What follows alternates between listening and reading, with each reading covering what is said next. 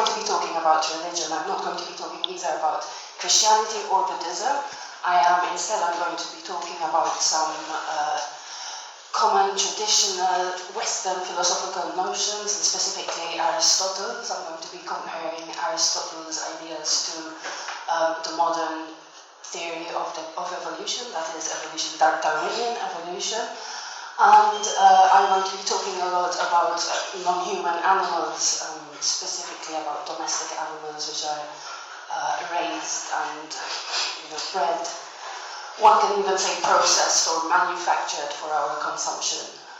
So I'm going to be making two main claims. The first is a rather strong one, I think, but I specifically want to put it in such strong terms today. The first claim is that we ought to support a revolution in ethics so that at least some non-human animals are given the moral consideration that they deserve. And I'm going to suggest that our discomfort with this idea probably might stem from unconscious biases, unscientific assumptions, ideas, which evolved in our psyche naturally and biologically, which became encrusted in myths and in just general wisdom, common everyday wisdom that people think, people seem to believe in. So a second claim that I'm going to be making is that philosophy and ethics should interact more, that philosophy could benefit from engaging further with evolutionary sciences. So basically I'm going to be talking about our human exploitation of non-human animals, and whenever one group exploits another, there always seems to be a narrative which justifies this domination. And so my title, God's Chosen Species, and it's a question mark, there's a question mark there, is intended to draw out critical reflection of our own unexamined assumptions and our own unexamined beliefs.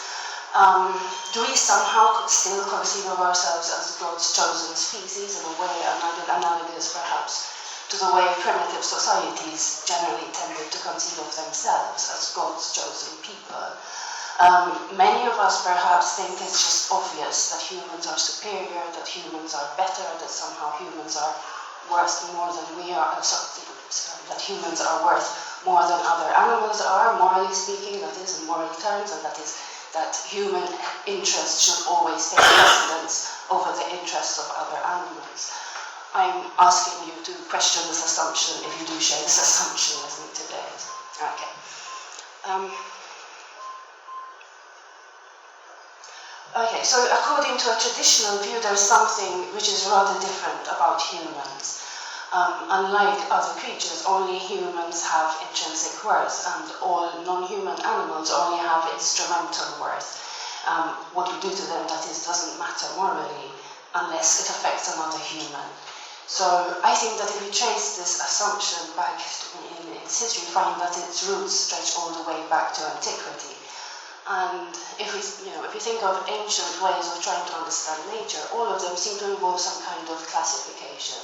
In the Indian system, you might know that animals are classified according to how many legs they have, whether according to what kind of food they eat, and that sort of thing. And there are various names, which are applied to these species of animals, if you like. And in Buddhist and Indian cosmologies, of course, you have the different types of beings. They're also classified into higher and lower.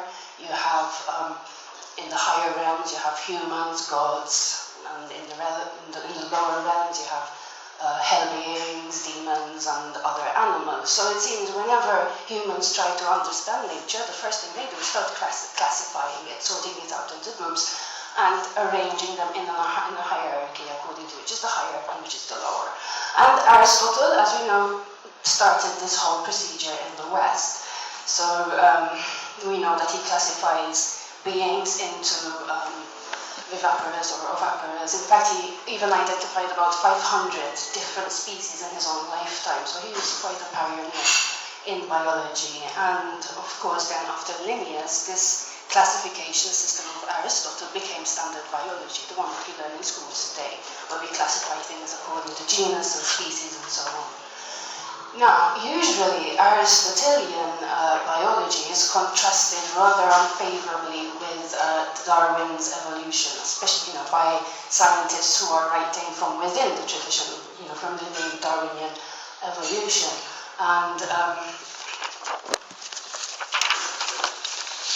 basically the claim is, that Aristotle has a completely different conception of nature than Darwin. Aristotle sees species essences as being fixed.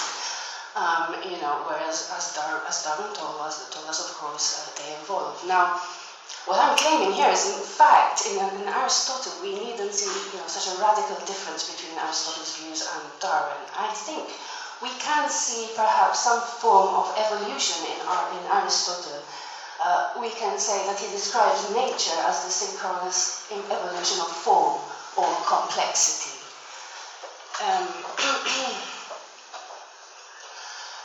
Basically, Aristotle talks about how base matter is informed, okay, and takes different shapes, different types of organization. So we have the very simple animals, simple plants or fungi, and then you have the higher mammals, okay. And how does this happen? Because form is the soul of the principle of life. And this drives this change from base matter to more organized, more informed matter. So perhaps you can see some sort of relation with evolution there. Evolution as well tells us, that life developed from non-animate matter, from simple organisms, from one common ancestor, which is a simple single-celled organism, and today we have all sorts of up to 8 billion species, it has been estimated, and this wonderful complexity that we see in the human brain, human mind, consciousness, intellect, so that we can, talk about where all of this came from. So, however, Aristotle does differ from evolution, in two ways. First of all, his system does not suggest the transmigration that we find in the Indian systems and that we find perhaps even in Pythagoras and Plato. And this is because for Aristotle, at least, most of the soul is inseparable from the body. So we're going to see that Aristotle distinguishes between different parts. It's the way the word is usually translated, in different parts of the soul.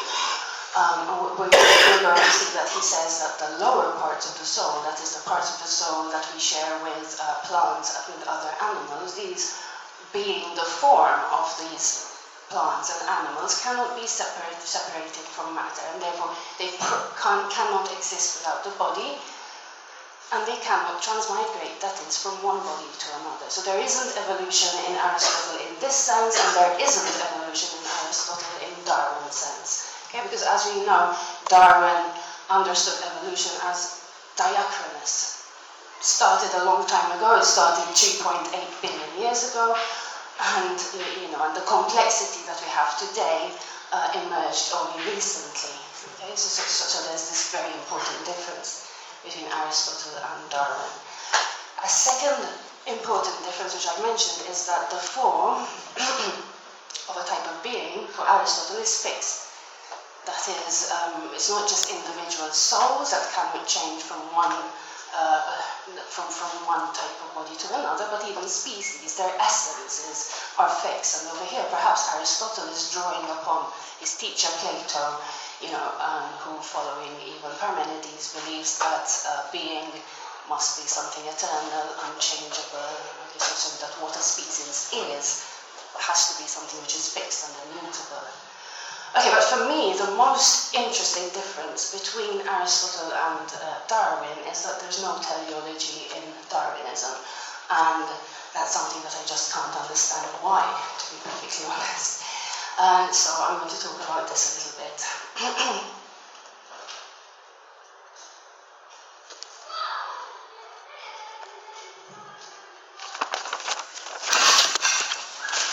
As we know, Aristotle's idea of nature, Aristotle's explanation of what a thing is, involves four aspects. First of all, there's the material aspect, there's the material cause, that's the matter of which a thing is made. There's the formal aspect, there's the formal cause, that is what makes that thing the sort of thing that it is. There's the efficient cause, that's the cause in the past. Okay, what brought this being into being, what put it there, what made it, how did it get there, basically. That's the efficient cause. And then there's the final cause, which Aristotle, posits, which is the what it's for. Why is it there? Now, as you might be aware, science seems to have banished this question altogether.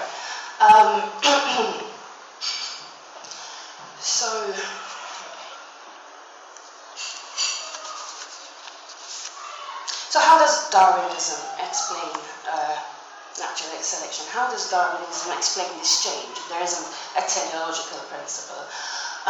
What Darwinism tells us, basically, now this does get a little bit complex, so bear with me. If a particular genetic mutation happened to increase fitness in the bearers of those genes, then those genes become dominant through selection, and the phenotypic traits they produce become characteristic of the species. I think that is the standard explanation for evolution. Basically, genes is an inverted commas here, because today we know that there's no one-to-one correlation between genes and phenotypic traits. But if particular genetic material, for instance, that sort of genetic material that might make an organism look after its young, if that particular genetic material spreads in its population, then it increases the fitness of that being. What is fitness? Reproductive fitness is generally explained as the ability of an organism to pass more of its genes into the next generation.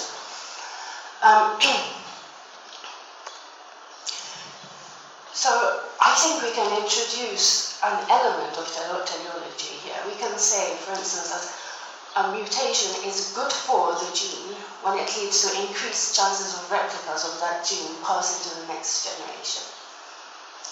And we can acknowledge there that the phenotypic trait which the gene produces may or may not be good for the organism that bears it. What am I talking about here? Okay, let's suppose that there is a gene, okay, while acknowledging that this is very simplistic and this is really more complex than that. But let's suppose that there is a gene which causes a particular organism, a particular type of organism, to emit a warning call when it spots danger. Okay, now how is that good for the organism?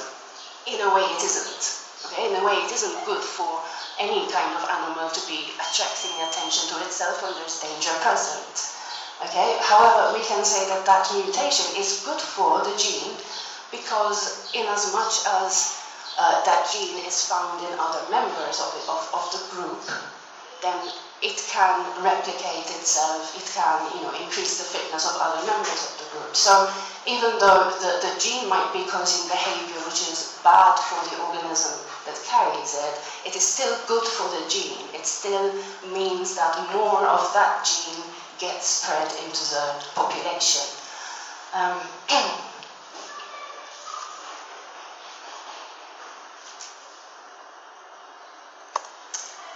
Okay, so the interesting thing is that all of this diversity, and I want to draw attention to some numbers here.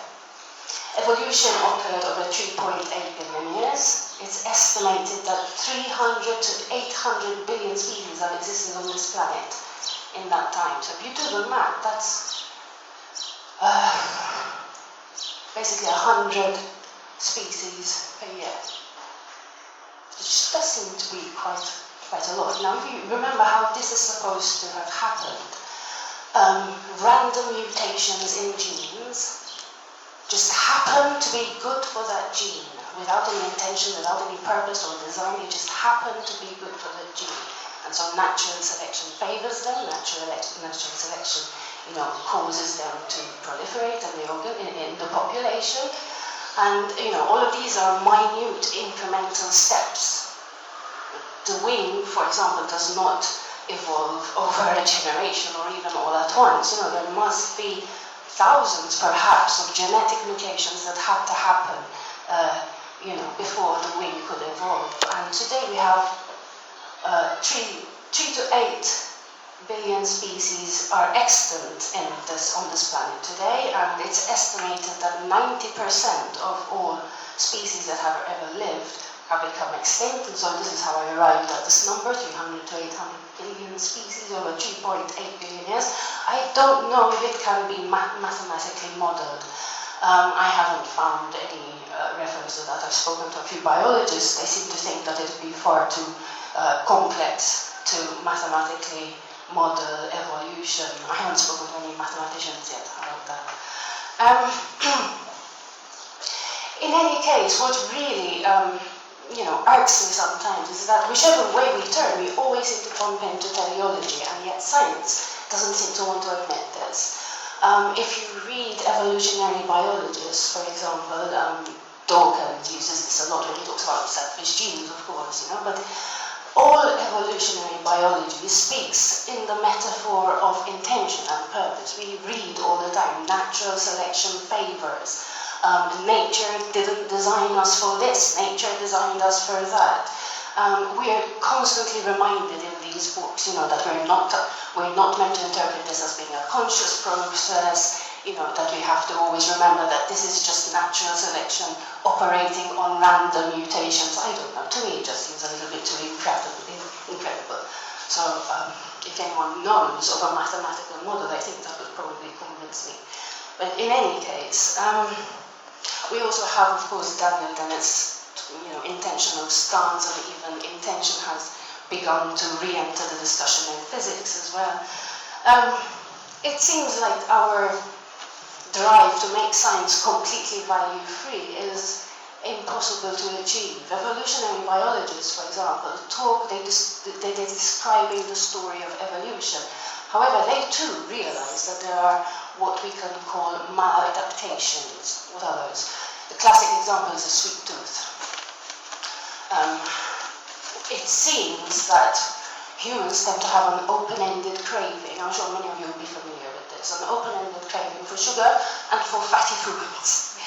Now, the story that evolution tells is that these open-ended cravings were actually beneficial for our ancestors when they came down from the trees onto the open savanna, in that there wasn't that much access to foods like meat, for example, so it was good to always be wanting more. However, in our society, where we have McDonald's burgers at under €1, I think now, and processed foods, all we need to do is open the fridge and we can have our sugar fix. This becomes a maladaptation. We end up suffering of diabetes, we end up getting obese and that sort of thing. So even science does seem to imply that there is an order of value, something which is good, and which is not necessarily what nature tells us is good.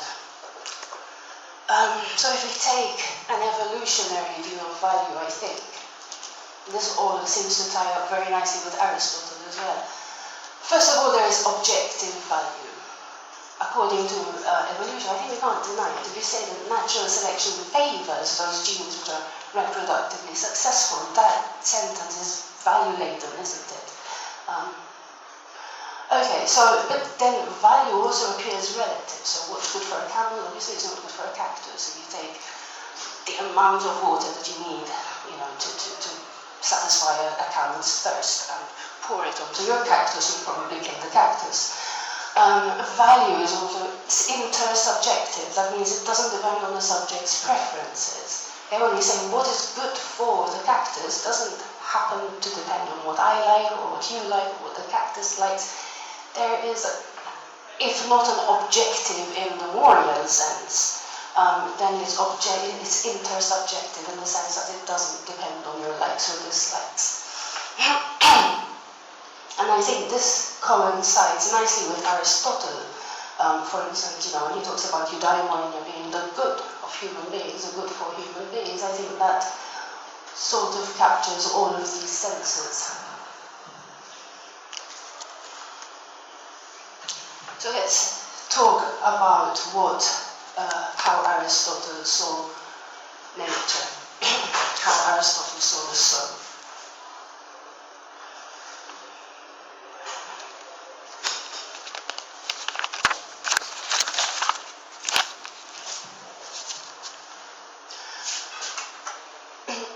Of course, not all living beings are capable of the same functions. We've already spoken about how the soul, how Aristotle sees the soul as the form of the living being, and so the soul is what enables the living being to fulfill its functions. The soul is what makes a living being alive rather than dead. And so he speaks about these faculties of the soul. There are the ones which are shared with all living beings. Those are nutrition and reproduction. So nutrition and reproduction are parts of the soul for Aristotle. He's not very clear on how these parts relate to one another. He's not really clear on how they are parts. But in any case, there is this kind of scale. In fact, a scala natura that suggests a kind of hierarchy, a kind of ladder. So all living beings perform the functions of nutrition and reproduction. Without these functions, they just would not be living beings.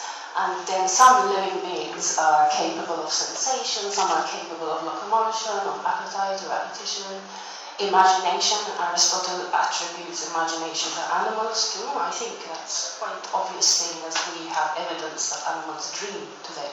And the highest function of the soul was the intellect, or nous.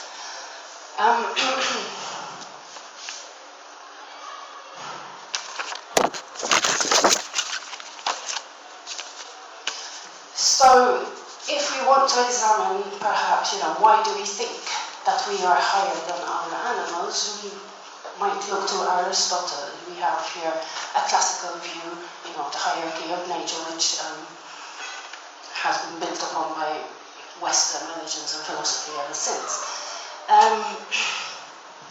What does Aristotle actually say about these parts of the soul? In De Anima, he says, the power of self-nutrition, that is the basis and the lowest form of soul that there is, can be isolated from the other powers mentioned, but not they from it, in mortal beings at least. That is, nutrition can exist without the other powers, the intellect and so on, but not the intellect without nutrition. This fact is obvious in plants, for it is the only psychic power they possess. The possession of sensation, now it's interesting, he says sensation here, not motion. Normally we attribute, you tend to think of animals as those things which move. However, Aristotle says it's the possession of sensation, which leads us for the first time to speak of all living things as animal.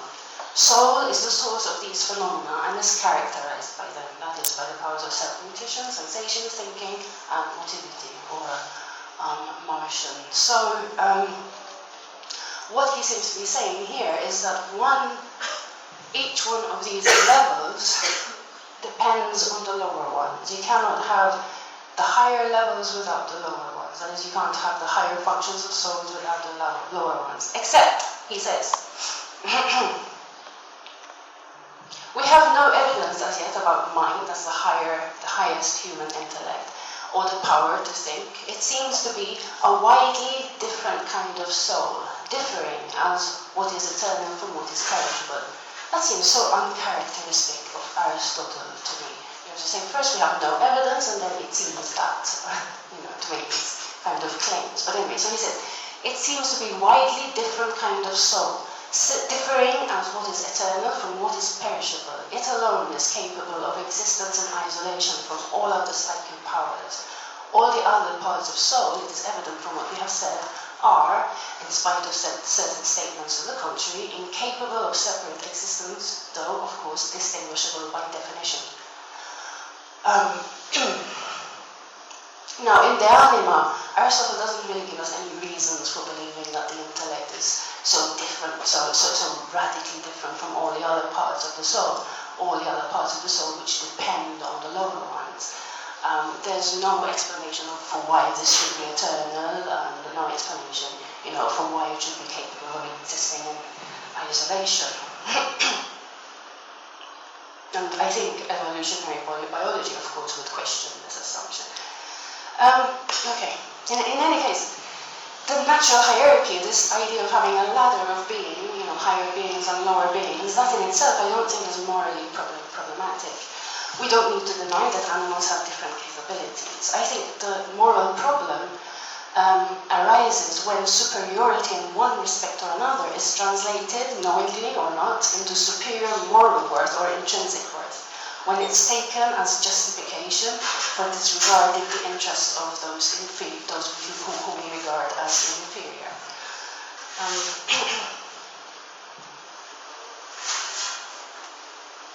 So what is this value dualism that I'm talking about? We seem to think of value as being of one of two types. Basically, something with inherent worth is regarded as worthy of moral consideration and a proper object of moral concern, that is, it's included within the moral circle. Whereas something with instrumental worth is regarded as a mere tool, as property, but not in itself worthy of moral consideration. I'll give you an example. If I suddenly smash this chair to pieces, you could object on moral grounds to my act. You could say I am a vandal, so there's something wrong with my character.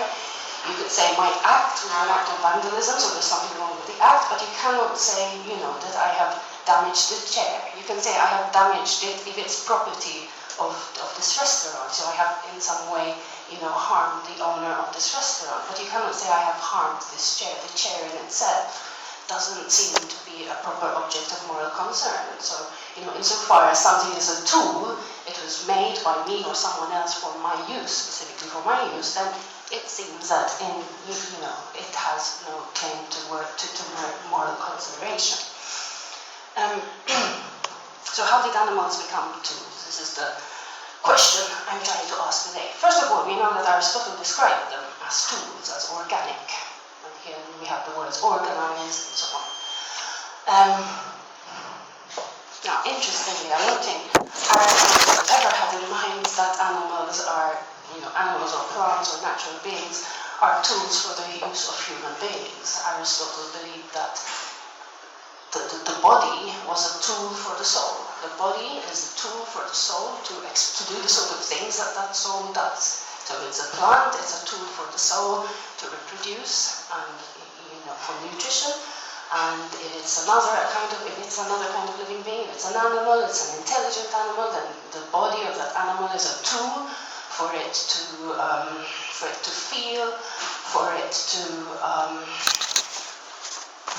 move away from painful stimuli, to do the sort of thing that those animals do, just like human life is a tool for humans to accomplish eudaimonia.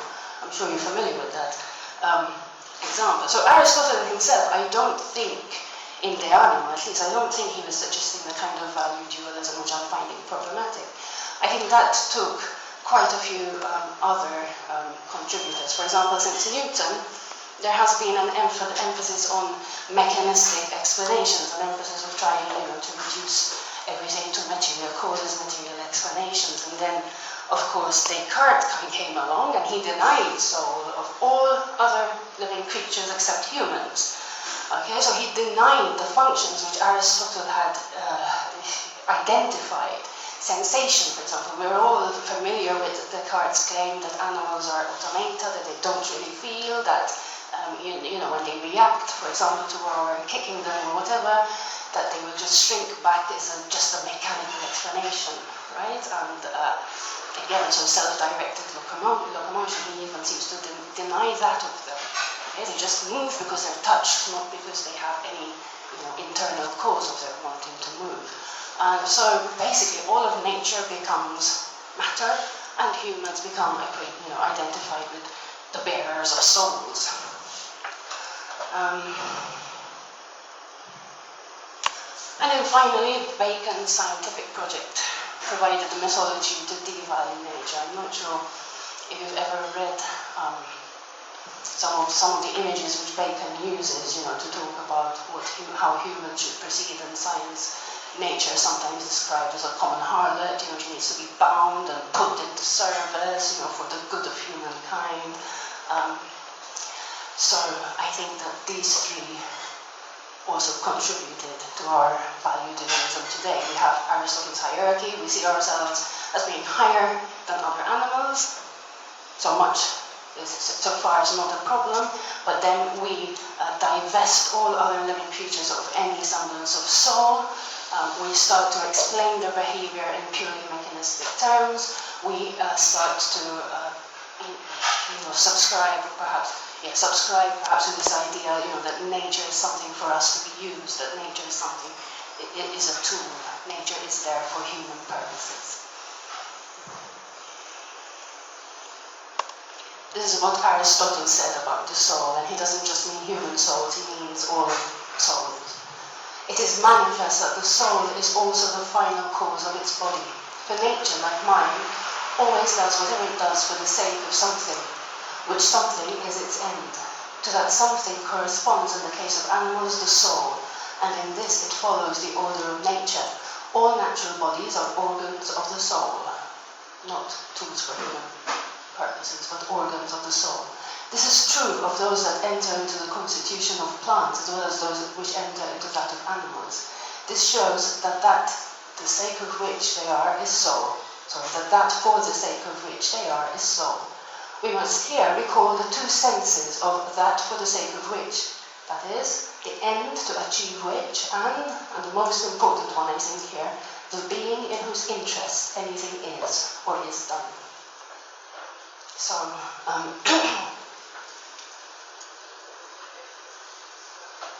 that the sake of which they are is the soul. So I think they are there in order to achieve soul, and they are there in the interest of soul as well. Okay.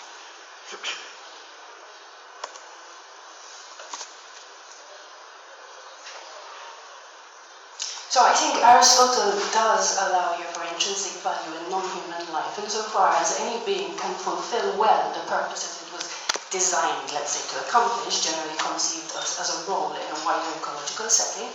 A living being, I think, can be said to be living a better or a worse life. Now, science has given us, obviously, evidence of sentience in other animals. I don't think anyone doubts that. We even recognize a degree of thought in other animals. I don't know if anyone has seen a newspaper article in the Times of Malta, I think it was last week, about cognition in fruit fly.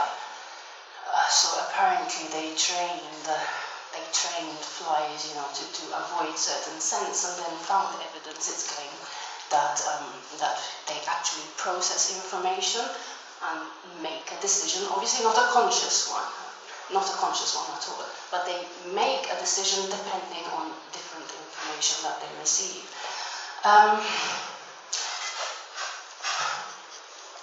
Society among animals, social behavior among animals, we've got lots of documented cases of that, parental investment, even what seems to be emotions in animals, linguistic capabilities in animals. So Aristotle could see this continuity. Darwin today seems to suggest that there is the same kind of continuity, and yet we continue to treat animals in most despicable ways. I gave a talk about the subject to university students a couple of weeks ago, and I made them sit through clips from a couple of films. One of them is called Earthlings, and another one is called Speciesism. If you haven't seen them, I strongly recommend them. There's, if you can stomach it, that is, documentation of how animals are treated in the farms, where they are raised for meat. For instance, just to take an example, pigs are processed, of course. So after a few months after the birth of a piglet, it'll have its ears cut off, it'll have its tail cut off, it'll have its teeth ground down, and it'll be castrated. That's standard procedure for all pigs. Obviously without anesthetic. So this is all happening, where the pig is screaming blue murder. And, and this happens, obviously, on a daily basis to billions of animals. Why is it that we continue to think of ourselves as different? Why is it that we continue to think of ourselves as so much more important, morally speaking, than other animals? At least, in recent history, we've acknowledged that all humans are born free and equal in dignity and rights. They are endowed with reason and conscience and should act towards one another in a spirit of brotherhood. That's from the UN Declaration of Rights.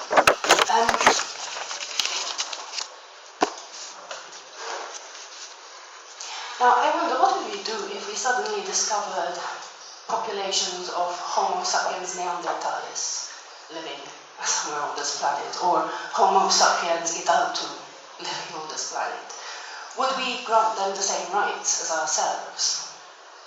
I think we probably would, seeing, first of all, they are the same species, they are just different subspecies, and I think you could argue that they are similar enough, to us in such a way that perhaps we should grant them the same kind of rights.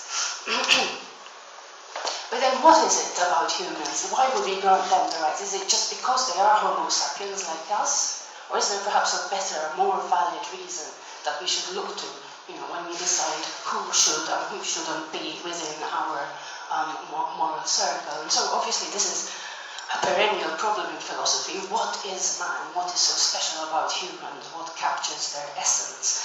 And there have been many definitions claiming to capture this human essence. We are social animals, linguistic animals, rational animals, and moral animals. But we're not that unique. We share these descriptions with many other types of animals.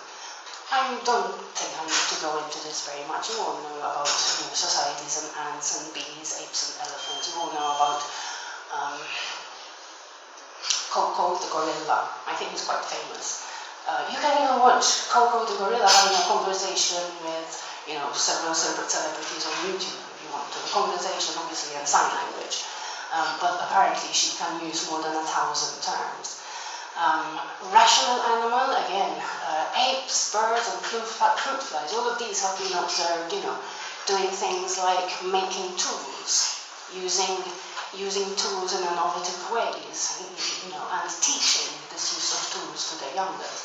So, is that rationality exactly? No, but I think we can identify at least a precursor to our human rational way of thinking. Fruit flies, as I already mentioned, apparently can make a decision, based on information about which way to go. It's not, just instant. They do process that somehow in their brain. So I think we can find perhaps the roots of human intelligence over there. So perhaps we're a moral animal. Perhaps that's what makes us all that different from other animals. And I'll get to that later on, if you bear with me.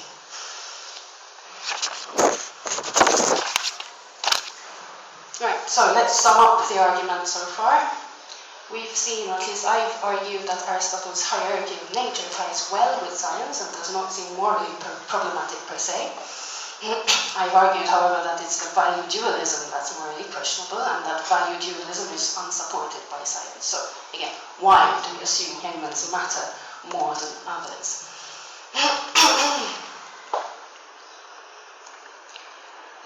This is where I think, that science and evolutionary sciences can benefit our philosophy, our thinking in ethics. Because there appears to be a universal tendency in primitive societies to elevate one's own group above all others, and then as an extension of this, to consider all the members of one's own group, and only the members of that group, as morally relevant. So from the earliest societies, it seems, different rules that applied to citizens and to foreigners. The myths, the shared narrative of a people often account for these differences through stories of that people's descent from the gods. And in Homer, for instance, we read, that we find several gods intervening in the lives of their progeny, so to speak.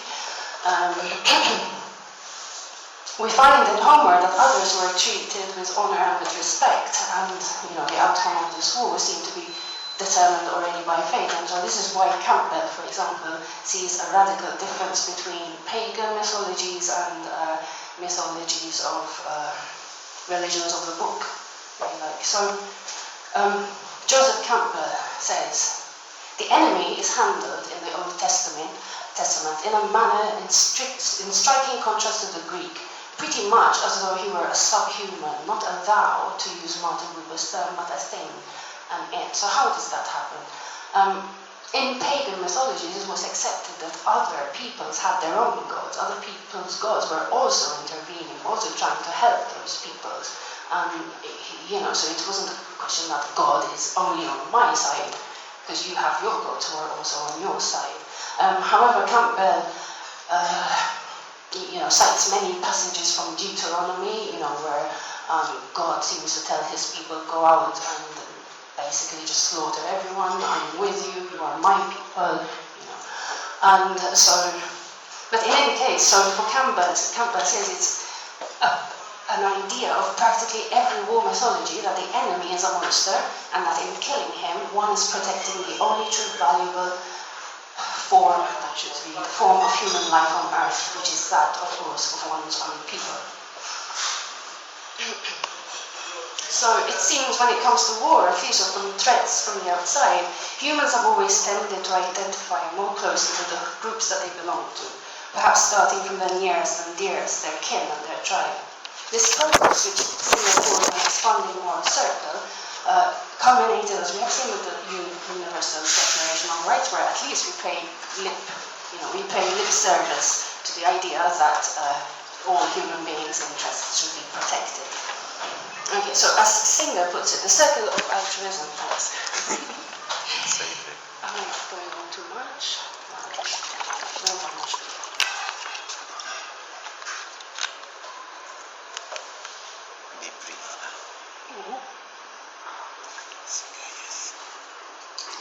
So Singer, building on Darwin's view of the evolution of morality, claims that the circle of altruism has broadened from the family and the tribe to the nation and race, and we are beginning to recognize that our obligations extend to all human beings. The process, Singer says, should not stop there. The only justifiable stopping place for the expansion of altruism is at the point where all whose welfare can be affected by our actions are included within the circle of altruism. So what is this all about? Well, basically there's this idea that as morals evolved in humans, first of all there were genes which were responsible for such things as parental care. Obviously, those genes which lead me to take care of my own offspring are going to be successful in those offspring and then in further generations, so they are successful, and that trait will become predominant. But we don't just stop there. We can't just stop there, of course. Morality evolved to include ever wider and wider groups, so that from the family and the tribe, the nation, we now include all members of the human race, of human species, including different races and gender. Okay, so I think, Singer thinks, many philosophers think that the next step, the revolution in ethics, which I talked about in the beginning, is that we need to expand this moral circle even further to include other animals. I think this consequent follows whichever of the classic philosophical theories we tend to subscribe to.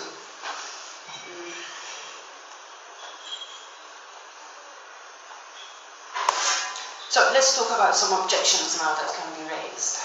There's only 3, and I will get back to this objection that humans are moral animals. That's the kind of point I will be making. So first of all, there's this idea that preferring members of my own species is somehow natural. To that you can answer that war, rape, racism, and open-ended craving for sugar are natural because they evolve, but they are not good for us. You could say that domestic animals count as tools since they were made by us for our use. In other words, that they, that they are organs in the way Aristotle meant.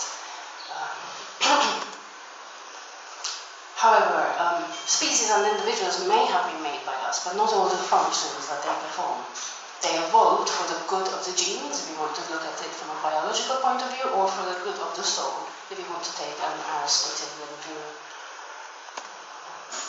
Now, the final, I think, and the most important one, remember that we said perhaps what makes human beings so special is that they are moral animals, okay? So since animals do not behave morally towards us, why should we? Now, this is where I think evolutionary science can help ethics, because evolutionary science explains how our conscience and our sense of morality evolved from primitive forms of unconscious altruism which is found in many other animals besides humans. So what can these sciences teach philosophy? First of all, they can define altruism for us in a value-free way. We can say altruism is behavior which reduces an organism's reproductive fitness while extending that of other members of the group. And how did altruism evolve? We all heard of Dawkins, I think. Selfish genes only want replicas of themselves to pass to the next generation, so they do not care which organism they come from. If there's a gene which makes bees, commit suicide to protect the queen, the first suicide bombers perhaps, well then that selfish gene is causing the bee to act very altruistically, to the detriment of that individual bee, but for the good of the genes themselves.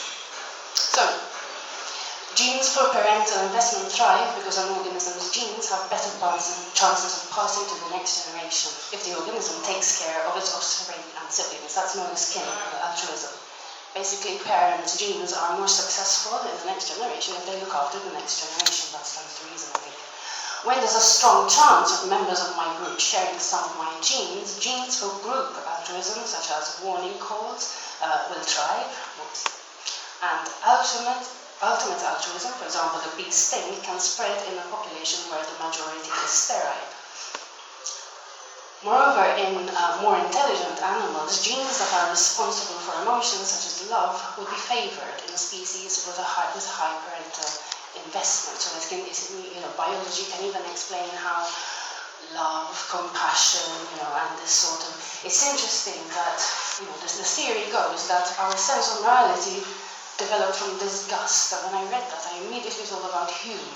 Hume seems to also believe that it's, feelings of repulsion and that sort of thing. Where does this come from? From a more visceral, according to evolution of biology, from a more visceral feeling of disgust that turned into, moral revulsion and our moral judgments. Sorry? Hume. David Hume. Oh, Hume. David Hume. Okay.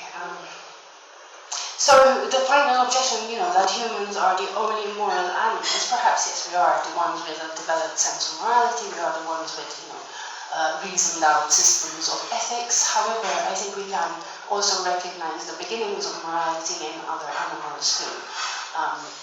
If feelings of altruism and love are important for morality, we do see these in other animals. We do see parental care and parental investment in other animals. So I think that objection doesn't stand either.